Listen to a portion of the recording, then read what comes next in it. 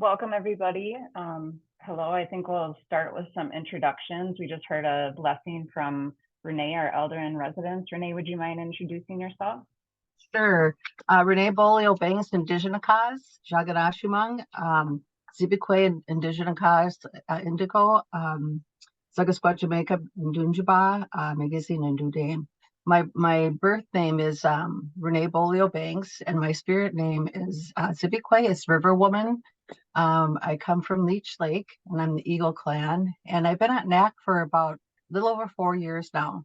I'm the elder in residence, as Lindsay said, and I'm just really glad to be here. Miigwech. And Dr. Robbie? Yes, hello. My name is Kari Rabi. I'm a family practice and addiction medicine clinic here at NACC. I've been here for 12 years, and I work very much in the MAT team. Thank you. And Nikki? Are you still? We can hear you.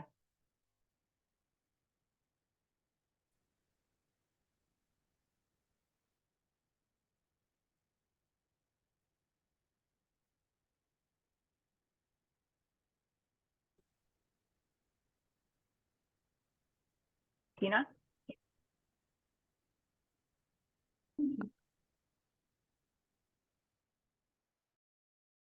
I think my Zoom is running really slow because I'm not hearing everyone. Maybe turn your camera. My name is Tina. I'm the harm reduction manager at NACC. Thank you, Tina. And then, Nikki, are you able to unmute?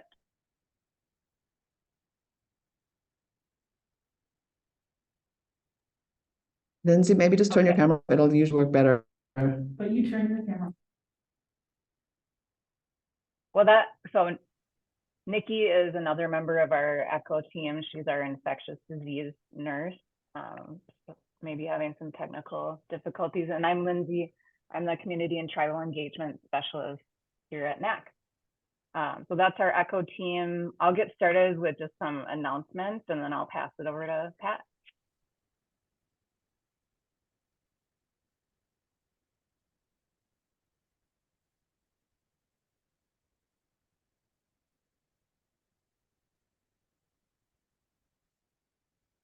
Okay, so welcome to the Midwest Tribal ECHO. This is the Opioid Use Disorder Education and Treatment Series. Today, we have Pat Buckley from Central City Concern talking to us about wound care basics. First, just a little bit about our clinic. So we're the Native American Community Clinic. We were established in 2003. We're an FQHC located in the heart of the urban Indigenous community on Franklin Avenue. And then this is a list of all of our services that we provide in our website at the bottom. Some current open positions at NACC. We have system nurse manager, registered nurse, family practice provider, IOP community health worker, associate medical director of quality, research manager, IT director, and staff accountant. And then at our website down at the bottom, you can read more about those job descriptions. Some session guidelines. Please know protected health information. If you're not speaking, if you could please make sure you're muted. Please let us know who you are in the chat. Name, title, organization, and email would be very helpful for us to know who joined today. And then feel free throughout the session to ask questions to Pat, and then we can make sure that we cover those at the end of the presentation. This is a new announcement. So we will have a new format coming soon. It's called iEcho. The link for the meeting will be coming December 6th. So instead of the Zoom link, we'll have an iEcho link that I'll send out to everybody. But the key thing is that we need to make sure that you all register as participants on iEcho. It just takes a couple of minutes. It's really quick, and I can put the link in the chat for you to do that. And yeah, so that's coming December 6th. And that it's nice because once you do register, you'll be able to access all of our videos, all of our information, all of our content. So it just takes registering, and then it's really easy after that. Some other announcements, upcoming echoes we have on November 1st. Eddie Krompatic. He's going to be talking to us about the new paraphernalia bill that was passed. And then on November 15th, we have SWAP doing a talk on decriminalization of sex work. This is a list of other ECHOs that we recommend that cover similar topics. So if you did want more information on any of those, please let me know. And we do offer continuing education credit. So we just ask that you fill out the post presentation survey that I can put into the chat in order to receive those credits. And then just a reminder of the X waiver removal. All practitioners who have a current DEA registration may now prescribe buprenorphine. And then I think the requirement is 8 hours of training, and this ECHO does count for 1 credit of that, just so you know. And then finally, case presentations, if you do have any to submit, please let me know. My email is down at the bottom. They always make for great discussion, so they're welcome. And I think I'm finished, and I will hand it over to Pat Buckley. All right. Hi, excuse me. Hi, everybody. My name is Pat Buckley. I am a naturopathic doctor and a physician assistant in Portland, Oregon. I have been doing this work for the better part of 20 years. My initial training was at a FQHC that focused on homeless youth in Portland. And I spent about, more than half of my training as a naturopathic student doing that work, and then ran my own little nonprofit for a couple of years. And then I went back to school to get my PA, because as I said in my interview to PA school, is you don't treat homeless people with wheat-free diets. And I needed more information, and they had the information that I need. And during my time working for Central City Concern, I just kind of morphed into being a wound care person. It was not something I set out to do. It just sort of became thrust upon me when the few nurses we had that knew anything about wound care left the agency, and I took a class. And once I took a class, somebody decided I knew what I was doing, and we started having a wound care clinic. So I've gone on to train to become wound care certified, and I'm also certified in wound care for people with diabetes. So it's just a lot of classes and a lot of time. So it's probably been over 10 years that I've been doing wound care, and I've been certified for about 8. So let's see if I can get my slides to work now. There we go. I have no disclosures. I have yet to find somebody who wants to pay me any kind of money in order to hawk their products. So here are my objectives for today. I'm going to go pretty quickly through the basic principles. Let me rephrase that. I'm going to go through the basic principles of wound care, and then I'm going to go through the descriptions and the types of wounds fairly quickly, because I know we have a broad audience. I'm happy to answer any questions about that stuff. For those of you who are a little squeamish, know that there's some icky looking pictures in here, just forewarned. And then we're going to go over some triage basics, things to look for in the field. So just the basic principles of wound care. In 1962, this Dr. George Winter wanted to find out if leaving wounds open to air caused them to heal faster or more slowly. So he made several small cuts on the backs of pigs, and some of them got Band-Aids, or bandages, I should say, and some were left open to air. So in 1962, he proved that moist wounds heal faster. So whenever we're talking wound care, we're talking moist wound healing. Leaving things open to air is not beneficial. It doesn't speed healing up. Our mothers were wrong. I think they just didn't want to give us Band-Aids when we were little. So moist wound healing is the principle that everything is based on. And think Goldilocks. So, excuse me, if it's too wet, we need to dry it up. If it's too dry, we need to moisten it. If it's too deep, we need to fill it. And the whole point is that we want to get it just right. It's all about moisture balance. So I tell people to stop worrying. There is very little you can do in wound care that's going to cause harm. There are really two major things. One is compressing an area that has arterial insufficiency. And even there were a few caveats. Or leaving a tendon or a bone or some deep tissue exposed to the air, because once those dry out, they're dead and they're not going to come back.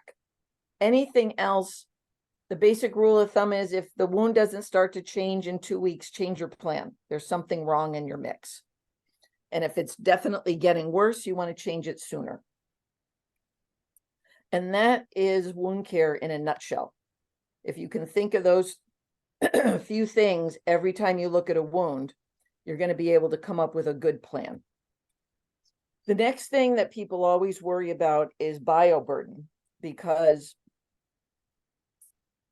there is a bioburden everywhere. Like we have bacteria that lives on our skin. As soon as there's a break in the skin, that bacteria that's commensal, like we need it to live for the most part, is going to move over and contaminate the wound. So we don't need to be, we're doing clean technique. We're not doing sterile technique on most dressing changes.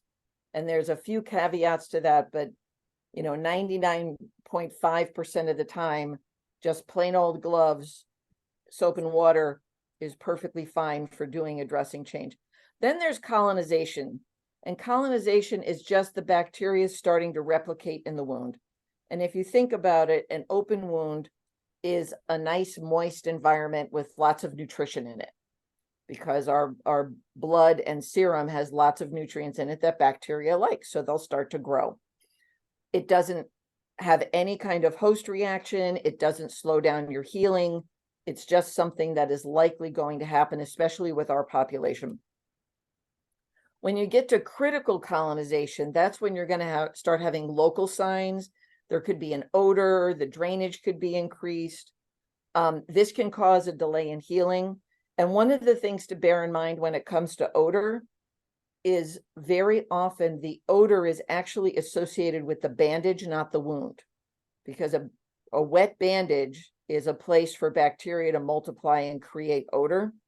We just had someone come in recently who had an infestation problem because he'd been outside with wet bandages in warm weather, and he was pretty malodorous. Once we got the dressings off and put into a plastic bag and we washed his wounds, they didn't smell anymore. So the odor might be the bandage, it might be the wound. And then there's infection, which has a very clear definition, and we're going to talk about that a little bit later.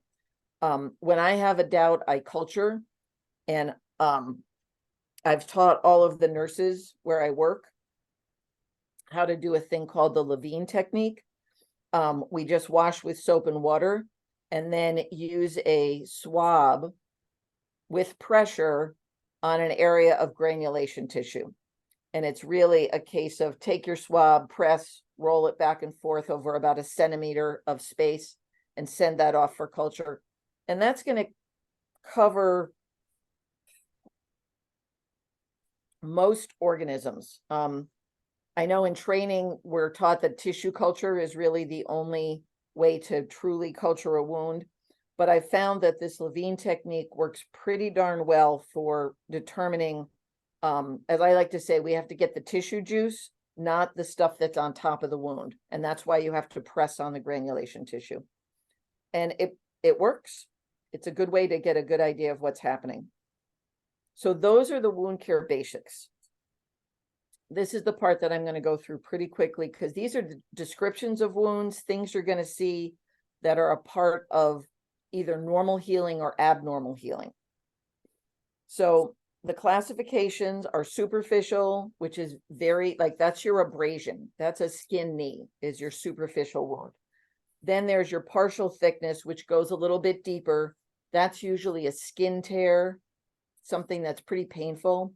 Full thickness is when you go all the way through the basement membrane of the skin into the subcutaneous fat. And then there are deep wounds. Those are the complicated ones. Those really need to be managed in a generally an inpatient setting and then usually in a wound care clinic. Anything above that, usually we can handle outpatient. So a rolled border. This is when you have a stalled wound because the skin can't migrate horizontally. It's coming up against a problem. The wound is too deep, the granulation tissue is too high, skin grows horizontally. So if you're seeing a rolled border, there's something causing a delay in the wound healing. Undermining, until that area of undermining actually attaches to the underlying subcutaneous fat, it's not going to heal. This is another thing that causes a delay. There are ways to manage that, and I'm happy to talk about those later, but generally those are provider level. And I don't know what the scope of practice for nurses is in Minnesota. I know here our nurses can't do the kind of debridement this requires. A tunnel is really an area of undermining that goes all the way through. Sometimes you'll see these with people who've had a Penrose drain placed after having an abscess drained at the hospital. And these will generally heal pretty quickly. Just have to have the right treatment. There's a fistula or a sinus tract. This is when something from the inside comes to the outside, and it's usually along a line of infection or where there's been a drain. I have a patient who's dealing with one of these right now because he had a drain that came out. And I won't even go into that. Slough is basically a combination of fibrous tissue, like fibrin that the body has, some white blood cells. They form essentially a soft scab, is how I like to think about it. And this is a barrier to healing. When you have slough in a wound bed, it needs to go, or it's going to impede your healing process. And sometimes it's thought to be associated with bacterial activity, sometimes not. Very often you're going to have a patient come in and say, I've got pus in my wound bed, and it's really slough. So it's something to pay close attention to. And slough can be adherent or non-adherent. And most of the time when it's a barrier to healing, it's because it's adherent. It's stuck to the wound bed. Using our standard food analogies, it's kind of like cheese on a pizza. It's really stuck on. I know, gross, but it is not up to me to describe these things. Granulation tissue is what you get when you have a full thickness wound. You don't get granulation tissue in a partial thickness wound. Granulation is your body's, basically it's making more capillaries to fill the void where the hole is. And you can get healthy granulation tissue, which is on the left side of the screen, or hypergranulation tissue. This is granulation that's above the level of the surrounding skin. That's most commonly caused by a bioburden. So there's too much bacteria or too much moisture. And those are the first two things you want to treat, is find that balance. Is there too much bacteria or too much moisture? This is a great opportunity to do that Levine technique to see if you can find out what bacteria is in the wound and treat it topically with an antibiotic ointment. Systemic antibiotics are usually not required. Then there's maceration, which is the white stuff around the margin of the wound. That's going to cause skin breakdown. So your wound's going to get bigger if you have too much maceration. We commonly just put zinc oxide around the margins of the wound to protect it, or just work on better moisture balance with whatever absorbent layer we're putting on. These are the most common forms of drainage you're going to see. I often hear people say, I've got an infection because I have green drainage, and the green drainage can just be their serum. So if it's thin and green, I don't worry about it. If it's cloudy and green, then I start thinking infection, or that greenness could be associated with slough. So just when you're looking at drainage, it's giving you an idea of what do you need to do next. It's not really diagnostic. It's more about what do you need to do next? Do I need to do something that's more absorbent? Do I need to do something that's less absorbent? Do I need to do something that is going to protect the margins of the wound? If it's serosanguinous, that's often a sign of either hypergranular tissue, has serosanguinous drainage a lot. So it's just a step in your thought process. Okay, types of wounds. I'm not going to read through a lot of these, but I kind of divided them for you into the acute and chronic so that you can think about them and then classify them based on their superficial, deep, what's the tissue depth. And then I also gave a breakdown of how to think between venous problems and arterial problems, because they look different. They're going to feel different.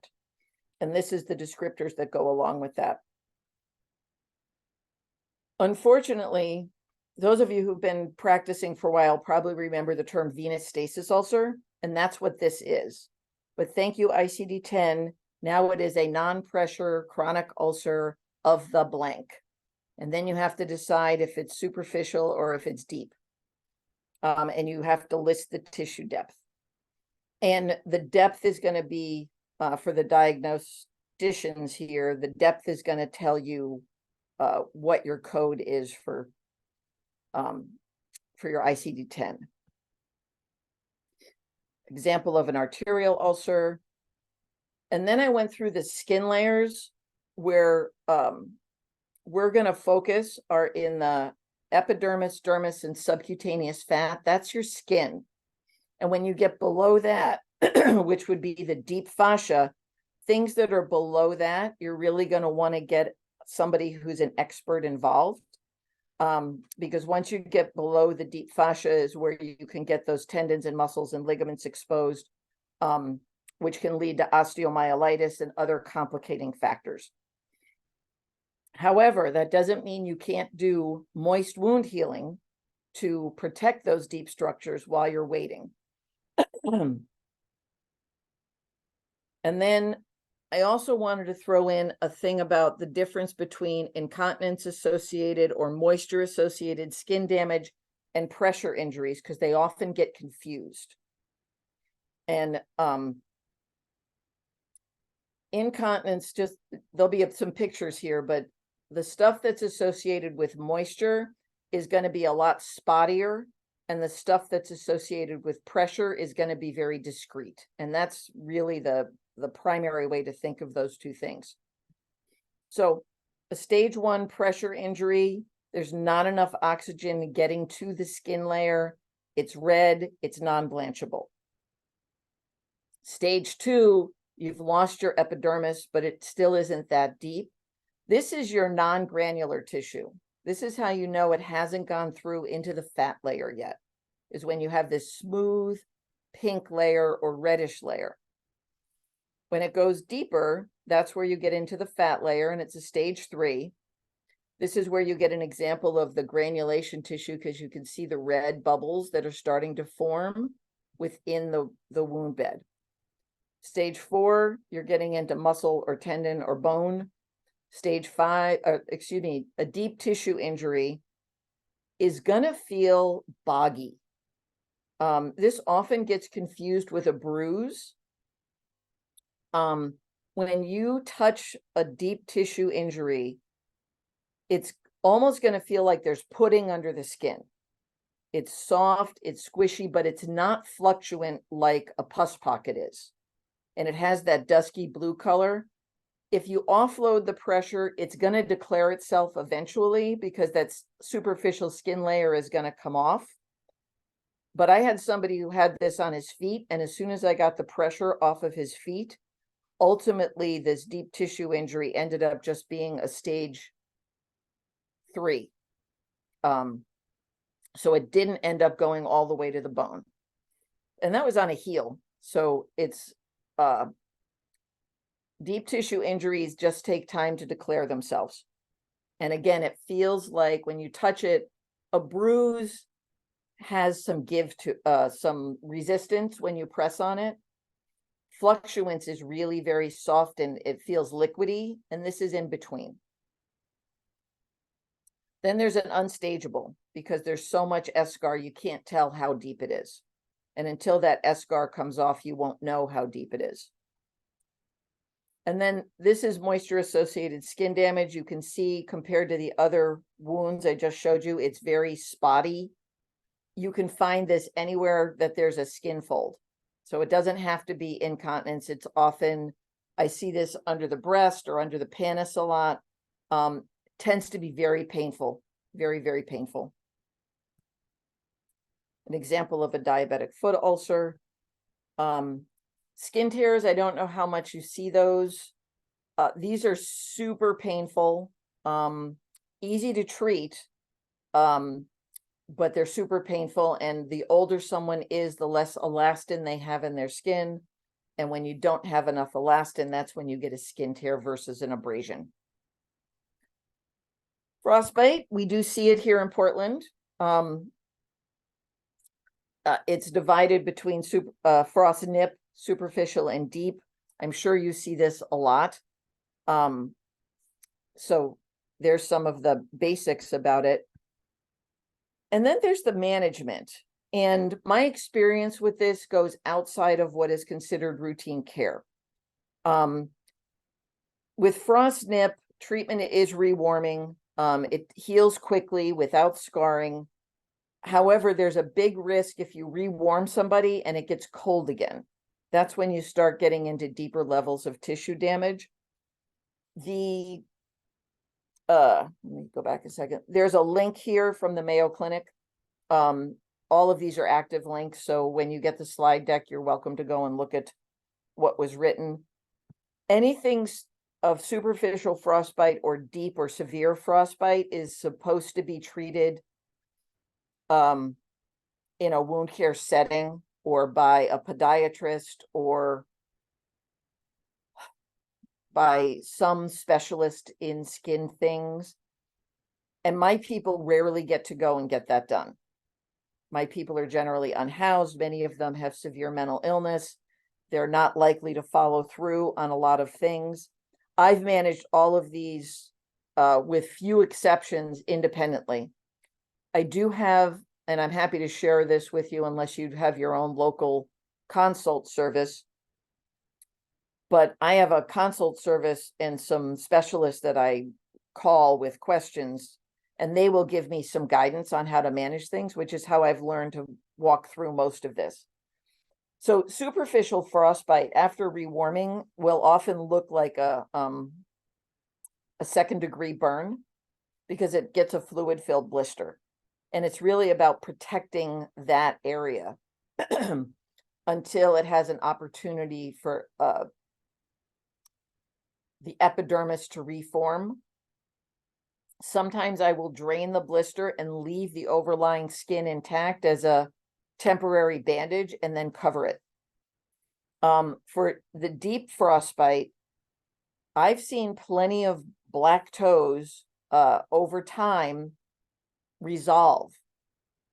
And it takes a long time for the, as we like to say, or the podiatrists like to say, for it to declare itself to determine whether or not an amputation is needed.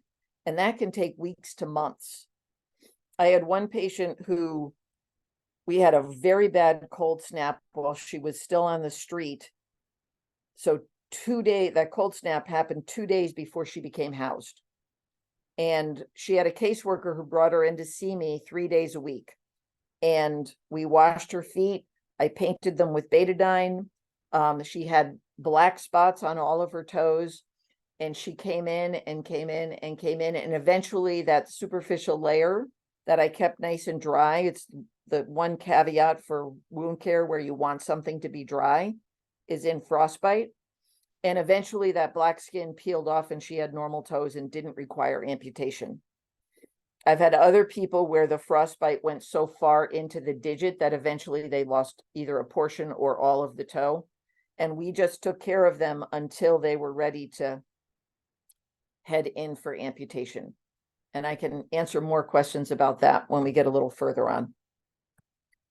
Burns, very common.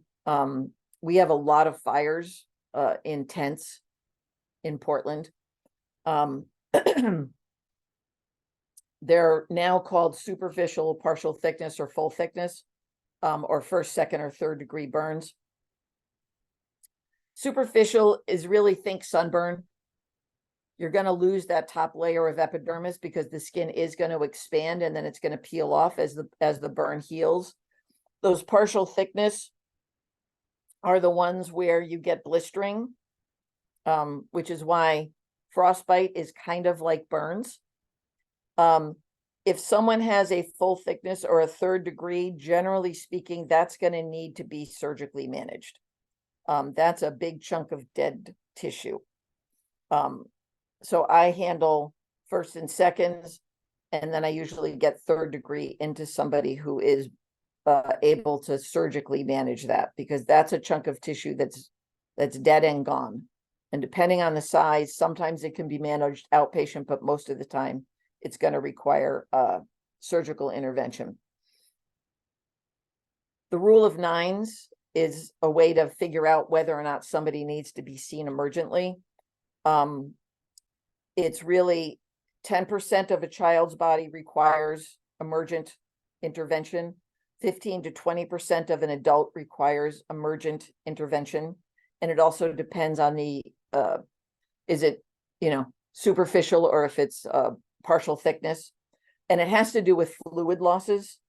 The more of your body is involved, the more fluid loss you're going to have. The more fluid loss you have, the more you are at risk for electrolyte imbalances and the like. So it's important to get management appropriately. We have a burn center here in Portland. It's one of the only ones in the Northwest. I don't know if you all have a burn center in Minnesota or not. But this is just a basic rule of thumb. Xylazine. Are you guys seeing that yet? I hope not. You are seeing it. So the thing to know about xylazine wounds is there's a lot of mixed bag. I learned some things from a group in Philadelphia who deals with this all the time. Like, this has become, tranq has become probably the most common drug that they're seeing, and there are a lot of wounds associated with it. But it starts out looking like a crusty burn. And if you can treat it when it first shows up, the chances of healing are exponentially greater than if it waits. But these can get very ugly very fast. Basic wound care is really all you need. Moist wound healing. I can't stress that enough. It just needs to be moist and covered. Moist and covered, moist and covered, moist and covered. The more it's open to the air, the more tissue is going to die. And these can and do heal with proper care. There's a link to something I got from the National Institutes of Health, which has some pictures of different wounds, the extent that they can get. These are super ugly, and they have a lot of black eschar in it, and we're just starting to see it here. And it's really, keep them moist and covered. Can't say enough about moist and covered, especially for these wounds. Okay, so here's something that is red, hot, swollen, and painful. Any ideas what this might be? Well, I'll tell you what it is. It's actually stasis dermatitis. This is not cellulitis. This commonly gets diagnosed as bilateral cellulitis. If someone is presenting with this, generally speaking, it's a sign of heart failure. That's an exacerbation. I actually sent somebody to the hospital with this after doing wound care on his feet for diabetes wounds, associated wounds. And I called the hospital. I told them what I found. I told them that he was having an exacerbation of his heart failure that I couldn't treat outpatient because it had gotten beyond what was safe to treat outpatient. He went to the emergency department, and despite my calling, he got admitted for bilateral cellulitis and started on vancomycin. That was the resident. The attending came in the next day and completely changed the plan. And I think in about 36-point font at the top of the attending note said, not cellulitis. So if you see this in somebody, please get them to a higher level of care or get them in to see a provider who can prescribe for them appropriately. Foot problems.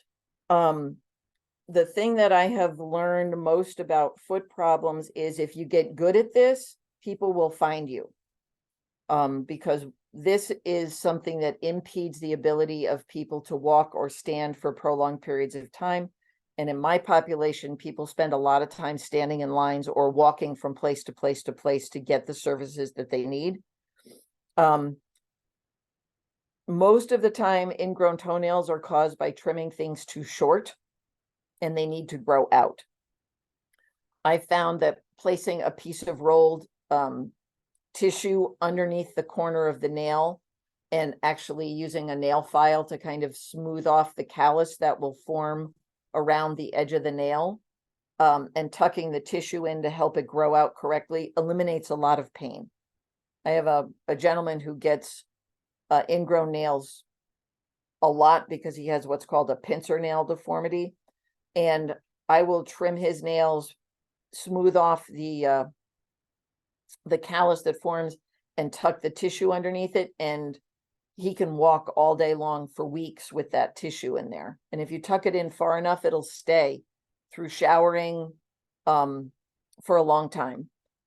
Calluses, it's thickened tissue that needs to get pared down, especially on the feet of people with diabetes. I use emery boards a lot to smooth these off, because over time a callus is going to peel off, and then you're going to get, or actually it will pop and get either serous or blood underneath it, and then you're going to have a foot wound that needs to be addressed. So if we can smooth these out with a nail file or with a, paring them down with a curette, if that's in your scope of practice, it's really helpful. Corns are usually surrounded by callus, and people will complain, like I will ask them, do you feel like you have a pebble in your shoe? And the most common answer I get if it's a corn is yes. And so generally you can file these down, but it's usually better if you can actually kind of dig it out with a curette. And a corn has a very different sound when you're trying to pare it than a callus does. And again, I don't know what the scope of practice is there, and I'm happy to spend more time talking about how to do this if it's in a broader scope of practice. Whew. Okay, where am I? Winding down. Triage basics. Myiasis or maggots is a common finding.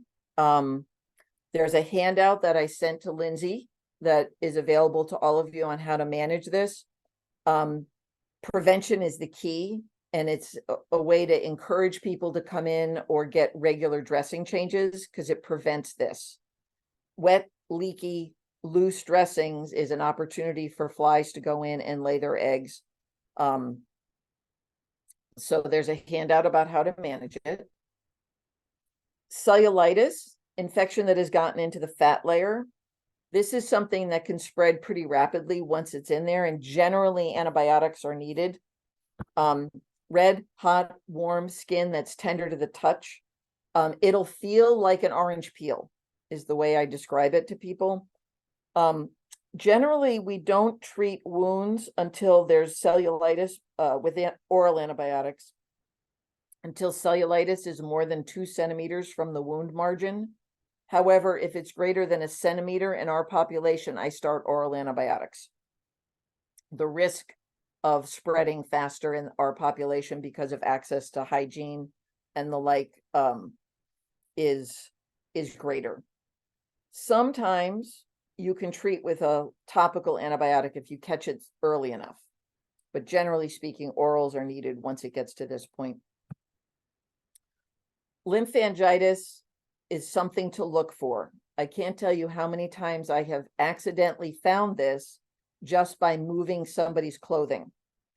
I thought I was just dealing with a localized wound, and I pulled the sleeve up for somebody who had, say, a cat bite, and suddenly I see a very faint red streak running up their arm. It is not often this obvious. It's usually, if you can see right here, this little thin streak, that's more often what it looks like. And this is something that needs intervention, IV antibiotics. It's heading towards the heart. This person is going to have a higher risk for endocarditis or sepsis once this starts. So if you're looking at a wound on an extremity, it's really important to lift the clothing away from the wound bed to make sure that there isn't lymphangitis associated with it. Abscess basics. To drain or not to drain is always the question. Generally, unless there's a lot of fluctuance, I will delay and treat with oral antibiotics. The other thing that's key in abscess management is don't overpack. The whole point of packing is to keep the incision open. If you stuff a whole bunch of packing in there, it expands as it absorbs the drainage and it causes increased pain because there's a surrounding cellulitis. And then people will pull it out and then they won't come back. And then they have delayed wound healing and there's increased scarring and there's a whole bunch of downstream effects. So less is more, with the exception of somebody who's bleeding a lot. Then you need a lot of packing. But if it's just purulent drainage that's coming out, you really only need enough packing to keep the incision open.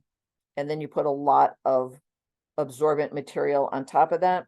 Another thing that's different from standard of care that I've learned is sealing your bandage over the abscess with chlorhexidine gluconate is the generic name for it, but basically it's a Tegaderm. I have found people really appreciate this because it keeps their clothes clean, they don't smell, and if they have access to showering, they can shower. Since we started doing this, we had people who were much more willing to come back every other day to get a dressing change. And again, they didn't smell, their clothes didn't smell, they didn't have to find new clothes. It's been a boon, but it is different from the standard of care. And a lot of what I do is different from the standard of care. These are the signs of sepsis. And the short version, I will say to those of you who are not medical professionals, if you see somebody and they have a mental status that is very different from their baseline, and I'm not talking because they're high. We've all seen people who are high, but they're breathing faster. They seem to have a faster heart rate. They're confused. They're more confused than baseline. Chances are those are early signs of sepsis and they really need to be seen. And I would get them seen emergently because it's better to treat this early than too late. Basic rule of thumb, if you have no change or improvement in the wound within 2 weeks, change your plan. Okay, I'm going to stop sharing and answer questions. It looks like there's a bunch in the chat. And oh, good. There's not a lot of questions in the chat. Bring it on.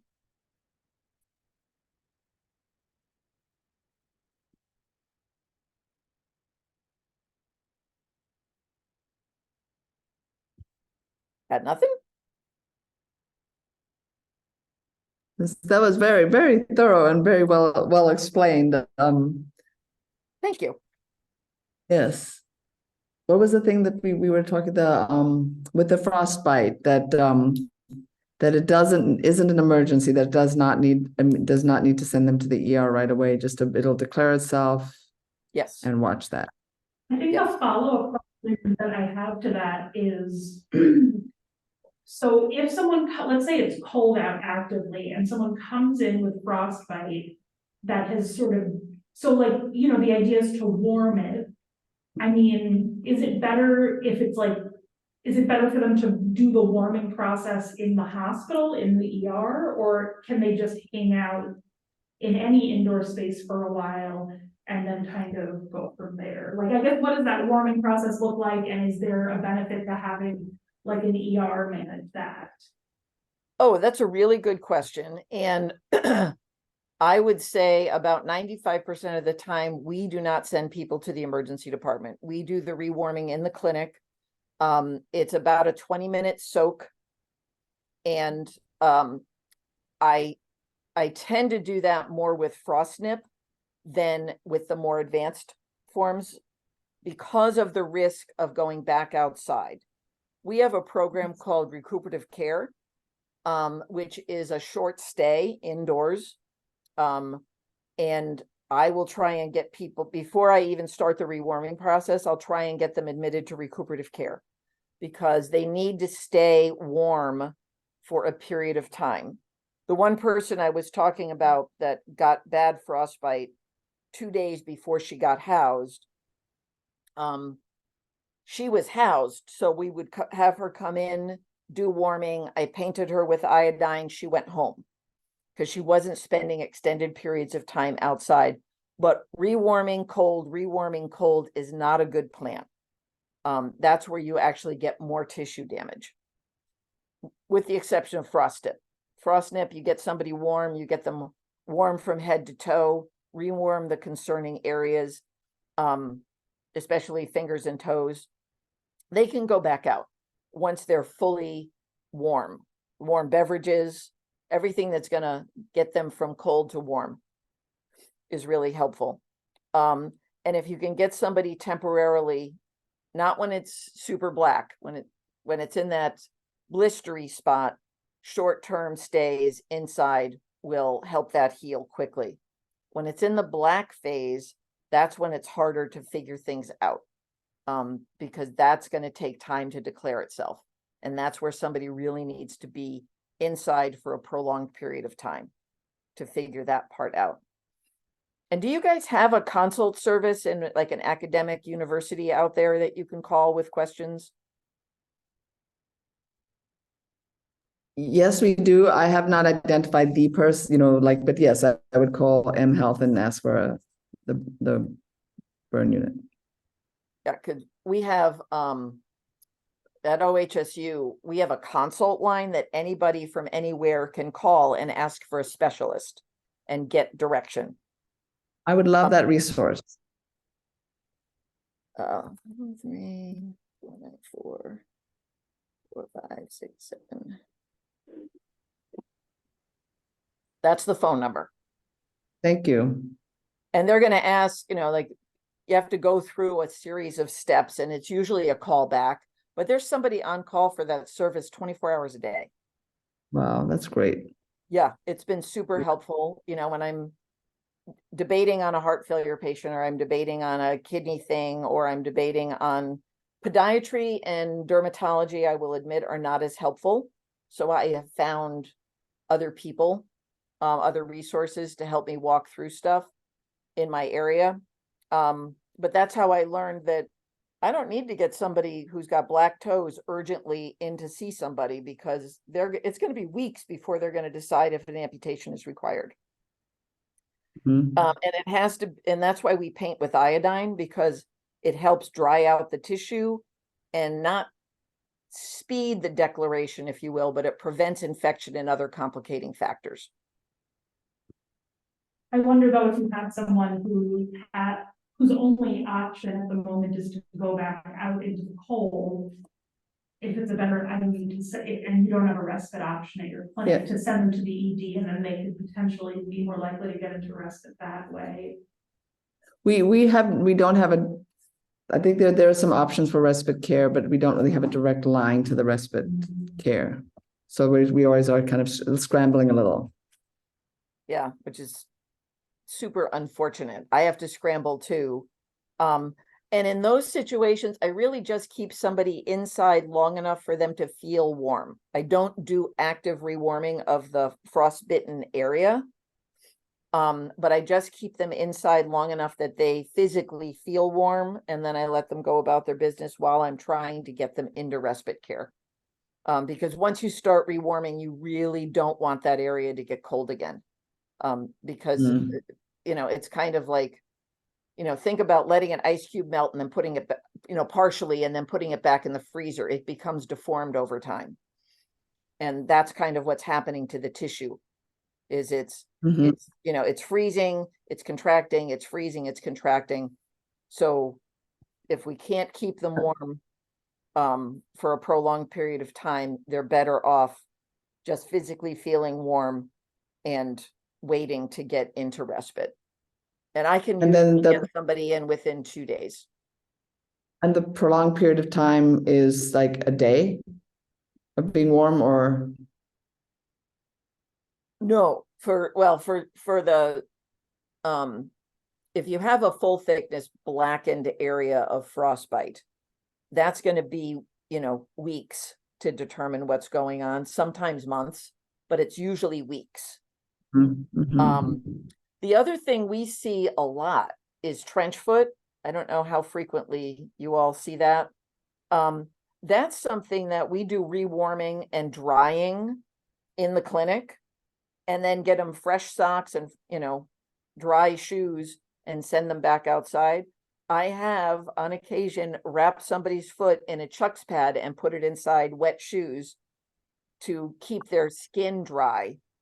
And trench foot is really just about getting the skin dry. And rewarming that and sending somebody back outside is perfectly safe. It's just about not sending them out with wet socks and shoes. And again, Yeah. wrapping a Chuck's pad around it with the white part against the sock and the blue part against the shoe has worked. And I trim off the edges so it's not like flapping in the wind. But that's been helpful for somebody whose shoes are large enough to fit that Chuck's pad in there. Or a plastic bag. Plastic bag is another option. I like the Chucks because it adds warmth. Yeah, I think in Minnesota that it's bread bags. Bread bags work just as well as a plastic bag, Mhm. and they're much cheaper. I'm all about, one of the trainings that I've done is about how to make good wound care cheap, because good wound care products are really expensive. And I'm working, part of my work is in a detoxification and stabilization center, and I'm working with them on getting the least expensive, best products in to do wound care for people while they're in stabilization. And trying to save money, because good wound care products are super expensive. And there are ways to work around that and get a similar quality. It's just a little less convenient. Yeah, we have another question in the chat too here Oh. from Rebecca. And no, staph dermatitis does not have to be bilateral in nature. It can be just one leg. I actually saw this in somebody yesterday. And it's really about extra swelling. And the swelling So stretches the skin and it creates this itchy, hot, painful leg. Terry? When I don't know if this is accurate, but we've had a couple people come in with what we think is xylazine, and they'll have like a xylazine wound, but then they will have what looks like staph dermatitis, and I've had that happen for like 3 or 4 people, and so a lot of times it'll be one-sided, one leg, and it doesn't look like cellulitis. It looks like the blood flow is impacted to that leg. And it's red.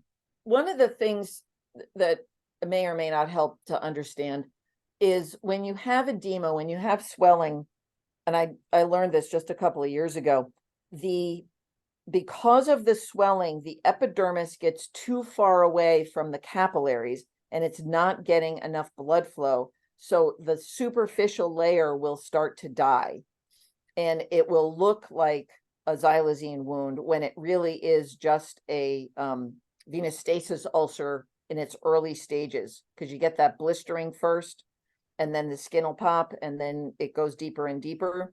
And it has to do with blood flow to the area, which is from the swelling.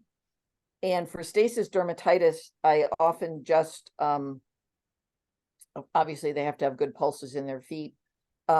I slather it with triamcinolone ointment and I put a bandage, absorbent layer over that open wound. And I put some form of compression on there very lightly. If I know it's not a heart failure exacerbation, and that'll make progress pretty quickly. And conforming gauze and Coban is kind of my go-to for early stages of compression. And these were young women. They were like in their 20s. Like it was not. It was a little odd. Yeah, and even so, a moist dressing over the wound with smearing that leg with some triamcinolone because it gets pretty itchy when it's stasis derm. Yep. And, you know, I do a 0.1 ointment on the skin and then I do a wrap. And I'll do that 2 or 3 times a week for a couple of weeks. And then I usually switch to something like Aquaphor, Hydrophor, just some kind of, you know, moisture that doesn't have the steroid in it. Okay, 'Cause thank you very people much. don't want their skin to Very have helpful. breakdown because of the Mhm. steroid. But doing Yeah. it for about 2 weeks is not a big deal. Thank you. You're welcome. I And know you we're are a little bit to, like, over. email me anytime with questions. I'm happy to. I think I dropped my email, and if I didn't, I'll drop it into the chat just so you have it. You can That would send be me good. pictures and questions, and I'm happy to kibitz. It's like, it's what I do. And I'll make sure to send everyone the slides, and I try to get the documents out ahead of time, but I'll resend the handouts Pat that you created Oh, sure. along with I'll put in also the consult service number that you put in the chat too. And if anyone needs anything else, just let me know. Yeah. We have a organization here called Hygiene for All that has created outdoor shower space. I don't know if you guys are familiar with it.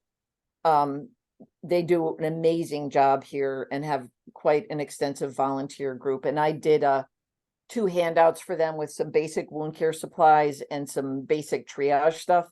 And I shared all that with Lindsay, and you are welcome to do with it as you will. But I made it so it's really designed for people who are non-medical to be able to be helpful to people. And I know you have a lot of great volunteers and staff who do the non-medical side of helping our folks. All right, I will send you my PowerPoint as soon as we're done, Lindsay. Any other Perfect. questions? Anything else I can do to help? And I'm happy to come back with more specific stuff at some point in time if you want to do that. Great. Thank you so much. Thank you. Pleasure to Thank be you here. for taking the time. Thank you. Thank you, everybody. Have a great day. Bye.